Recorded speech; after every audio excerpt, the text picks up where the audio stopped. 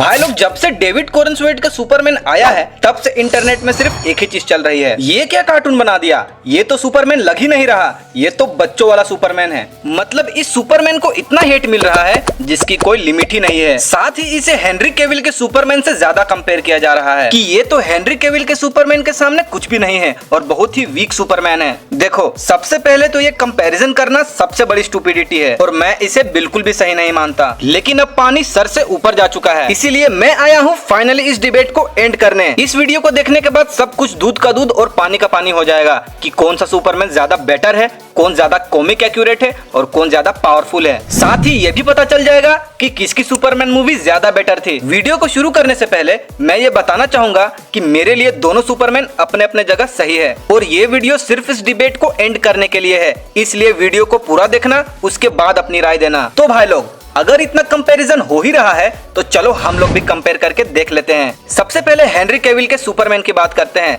जो अनडाउटेडली सबका favourite Superman है, यहाँ तक कि मेरा भी। इस सुपरमैन को डार्क और ग्रिटी टोन के साथ प्रेजेंट किया गया था, जो कि विजुअली एक पावर हाउस सुपरमैन था। उसका स्टेयर, उसकी प्रेजेंस और उसका muscle packed God like persona, सब कुछ एकदम हटके और अलग था। लेकिन इतना पावरफुल ऑरा कैरी करने के बावजूद ये सुपरमैन का वर्जन काफी इंटिमिडेटिंग था। ये एक ऐसा हीरो था जो तुम्हारे आसपास तो था, लेकिन वो कनेक्शन मिसिंग थी, क्योंकि इस वर्जन में फिल्म का ज्यादा फोकस क्लार्क के एलियन वाले स्टेटस में था। फिल्म में इसके ह्यूमन साइड के ऊपर फोकस करने के बजाय इसके क्रिप्टोनियन हेरिटेज पे ज्यादा इंटरेस्ट दिखाया गया, जिसके वजह से ये वाला सुपरमैन लोगों से ज्यादा कनेक्शन बिल्ड नहीं कर पाया। ये दरअसल ऐसा सुपरमैन था जो एक एलियन था और ह्यूमैनिटी को समझने की कोशिश कर रहा था। वहीं पे डेविड कॉरेंसवेट का सुपरमैन इससे थोड़ा अलग है। इस वाले वर्जन को काफी ब्राइट और कलरफुल टोन के साथ प्रेजेंट किया गया है। डेविड का सुपरमैन काफी काइंड है, इमोशनली ग्राउंडेड है और सबसे बड़ा पॉइंट, ही फील्स रीचेबल। इस सुपरमैन से डर बिल्कुल भी नहीं लगता। उसके स्माइल में ही एक पावर है, पीस है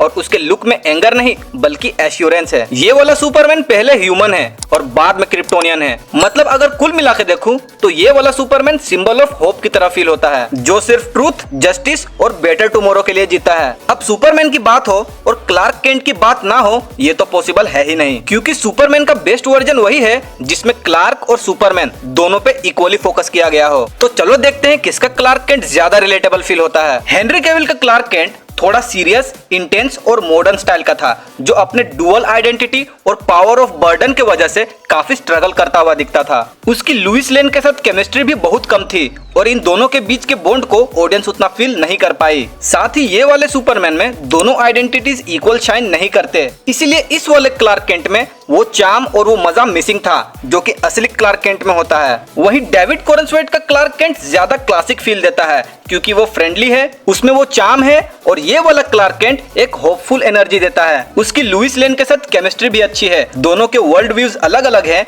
फिर भी ऐसा फील होता है कि they are made for each other. साथ ही ये क्लार्क केंट इमोशनल है और ज्यादा फोकस्ड भी है और अपने डुअल पर्सनालिटी को अच्छे से हैंडल करता है, इसीलिए इस वाले क्लार्क में वो एबिलिटी है to portray both the heroic Superman and the relatable everyday Clark. अब आते हैं दोनों के एबिलिटीज के ऊपर, जिसमें से एक बात का बहुत ही मजाक उड़ाया जा रहा है कि हेनरी वाले सुपरमैन के ये फ्लाइट सीन्स ज्यादा ऑसम और ज्यादा रियल लग रहे हैं और डेविड वाले सुपरमैन के फ्लाइट सीन्स को बेकार और इसे एडम वॉरलॉक या ब्लैक एडम के फ्लाइट सीन्स से कंपेयर किया जा रहा है। जिस पर मैं ये कहना चाहूंगा कि जो लोग भी ऐसा बोल रहे हैं या तो उसने फिल्म देखी नहीं है या फिर उसे फिल्म समझ में नहीं आई भाई, क्योंकि दोनों फ्लाइट सीन्स के कॉन्टेक्स्ट अलग अलग हैं। हेनरी के इस वाले फ्लाइट सीन में वो फर्स्ट टाइम उड़ना सीख रहा है, इसीलिए उसके फेस में वो एक्साइटमेंट दिख रहा है एंड इसी एक्साइटमेंट को दिखाने के लिए इसके फर्स्ट फ्लाइट सीन को इतने एड्रेनालिन रश फील देने वाले आइडिया के साथ शूट किया गया था। ऊपर से इसमें हांस जिमर का वो आइकॉनिक बीजीएम चल रहा था, तो वो मैजिक फील तो होगा ही। वहीं डेविड कॉरेंसवेट का सुपरमैन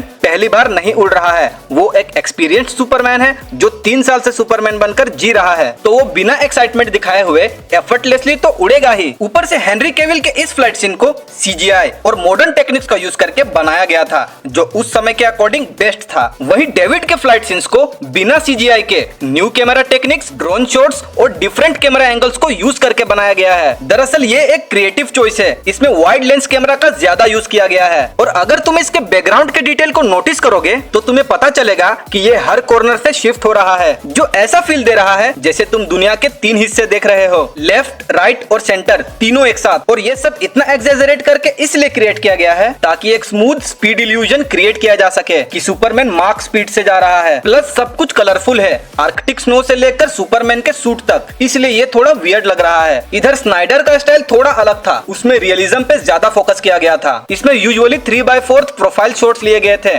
जो कैमरा को थोड़ा शेकी फील देता है, इसीलिए हेनरी का फ्लाइट सीन थोड़ा रियल फील दे रहा था। तो हम ये नहीं कह सकते किसका फ्लाइट सीन ज्यादा बेटर था, क्योंकि दोनों डायरेक्टर्स का अप्रोच बिल्कुल अलग था। एक डायरेक्टर का अप्रोच ज्यादा सिनेमैटिक और ग्लोसी है, वहीं दूसरे का ग्राउंडेड और रियलिस्टिक। तो इसमें लड़ना क्या, दोनों डायरेक्टर्स ने अपने विजन के हिसाब से इसे अच्छे से प्रेजेंट किया है। अब बात करते हैं सबसे डिबेटेबल पॉइंट की कि क्या डेविड कॉरेनस्वेट का सुपरमैन वीक है या नहीं। इस बारे में एकदम स्टूपिड लेवल की बातें चल रही है, जैसे कि ये तो हेनरी कैविल के सामने एकदम बच्चा है, इसे तो होमलैंडर और ओमनी मैन ही कच्चा चबा जाएंगे। सीरियसली यार, मुझे तो समझ ही नहीं आता कि लोग पावर रैंकिंग्स और हाइपोथेटिकल बैटल से इतना ऑब्सेस्ड क्यों हैं। भाई ये डायरेक्टर का विजन है कि वो किस तरीके का सुपरमैन प्रेजेंट करना चाहता है, जिसमें स्नाइडर ने सुपरमैन को एक गॉड लाइक और सुपीरियर बीइंग की तरह दिखाना सही समझा, जो कि उस यूनिवर्स के लिए एकदम परफेक्ट था, क्योंकि वो यूनिवर्स इनजस्टिस की तरफ बढ़ रहा था। पर जेम्स गन का विजन एकदम अलग है, वो सुपरमैन को एक गॉड की तरह नहीं बल्कि एक ह्यूमन की तरह दिखाना चाहता था। जेम्स गन एक ऐसा यूनिवर्स बनाना चाहता है जिसमें सब कुछ बैलेंस्ड हो, इसीलिए उसने सुपरमैन को गॉड लाइक बीइंग की तरह नहीं बनाया, क्योंकि अगर सुपरमैन को ओवरपावर्ड और गॉड लाइक बीइंग की तरह दिखा दिया जाता तो यूनिवर्स में बैलेंस बचता ही नहीं। इसीलिए उसने ऐसा सुपरमैन क्रिएट करना चाहा जो सबकी मदद करे, स्माइल करे, कनेक्ट करे, प्रोटेक्ट करे और मोस्ट इंपोर्टेंट सबको इंस्पायर करे। एंड इस चीज को जेम्स गन ने बखूबी दिखाया है और इसी चीज को लोग वीक बोल रहे हैं। भाई एक बात बताना, स्माइल करना कब से वीकनेस का सिग्नल हो गया? एक्चुअली बात यह है कि हम लोगों ने स्ट्रॉन्ग के डेफिनेशन को ही चेंज कर दिया है, जिसमें जो स्माइल नहीं करता, इमोशंस नहीं दिखाता, वही स्ट्रॉन्ग है। नहीं यार, जिसमें इमोशनल स्ट्रेंथ ज्यादा है, जो सबकी मदद करता है, जो एक कंप्लीट बैलेंस्ड पर्सनालिटी हो, वही स्ट्रॉन्ग है। और डेविड का सुपरमैन इन सारे क्वालिटीज को पोजेस करता है और सही मायने में ये एक रियल लाइफ हीरो जैसा फील देता है, जिसमें एंगर नहीं अंडरस्टैंडिंग ज्यादा है। अब सबका कहना यह है कि ये तो बहुत मार खा रहा है, साथ ही बहुत कमजोर भी है। तो भाई मुझे ऐसा लगता है कि शायद तुमने फिल्म अच्छे से देखी नहीं। फिल्म में साफ साफ कहा गया है कि 3 साल में पहली बार सुपरमैन किसी से मार खाया है, मतलब पिछले 3 साल से उसे कोई भी हरा नहीं पाया था। और वो हारा भी किससे था? हैमर ऑफ बोरेविया से, जो बाद में जाकर रिवील होता है कि ये कोई और नहीं बल्कि खुद सुपरमैन का क्लोन था, जिसे कंट्रोल करने के लिए कोड्स की जरूरत पड़ती थी। इसका मतलब ये हुआ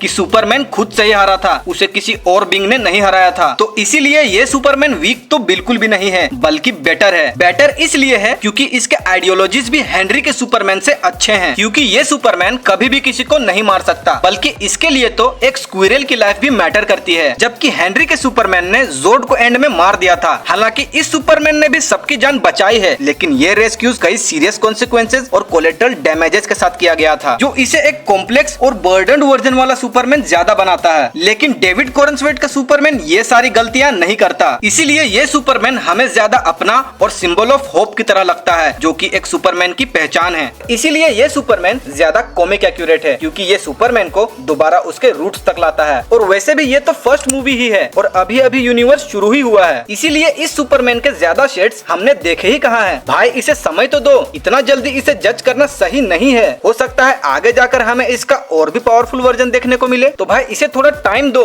और इतना जल्दी जज मत करो। 2013 में भी यही हुआ था, जब मैन ऑफ स्टील आई थी तब सबको कॉमिक एक्यूरेट सुपरमैन चाहिए था, और अब जब सबको कॉमिक एक्यूरेट सुपरमैन मिल रहा है तब सब कंप्लेन कर रहे हैं। भाई मैं तुम्हें बताता हूँ कि एक्चुअल प्रॉब्लम क्या है। प्रॉब्लम दरअसल ये नहीं है कि सुपरमैन कैसा है, प्रॉब्लम दरअसल ये है कि हेनरी कैविल सुपरमैन क्यों नहीं है। क्योंकि जब से इस फिल्म की अनाउंसमेंट ही हुई थी तब से इस फिल्म को लोगों ने हेट देना शुरू कर दिया था। एक्चुअली लोग हेनरी कैविल से इतना ऑब्सेस्ड है कि वो किसी और को सुपरमैन के रूप में देखना ही नहीं चाहते। ग्रो अप यार, I know you all love him but he is not coming back. इसके वजह से इस सुपरमैन को इतना हेट क्यों? अगर इस हेट को इग्नोर करके इस फिल्म को देखोगे तो पता चलेगा कि ये एक मास्टरपीस है, इसीलिए हमें इसे अप्रिशिएट और सेलिब्रेट करना चाहिए। ना कि हेट। इसीलिए इस हेट को कम करो और लव और होप को ज्यादा स्प्रेड करो। तो आई होप अब तुम सबको क्लैरिटी मिल गई होगी। तो प्लीज अब इस डिबेट को बंद करो और अगर अभी भी कोई तुमसे डिबेट कर रहा है तो उसे ये वीडियो भेज दो। अभी के लिए बस इतना ही। वीडियो अगर पसंद आया तो इसे लाइक, शेयर और चैनल को सब्सक्राइब करना मत भूलना। साथ ही तुम्हें मेरे कौन से पॉइंट्स वैलिड नहीं लगे इसे कमेंट सेक्शन में डालना मत भूलना। आज के लिए बस इतना ही। मैं मिलता हूँ तुम सबसे अगले वीडियो में। तब तक के लिए बाय।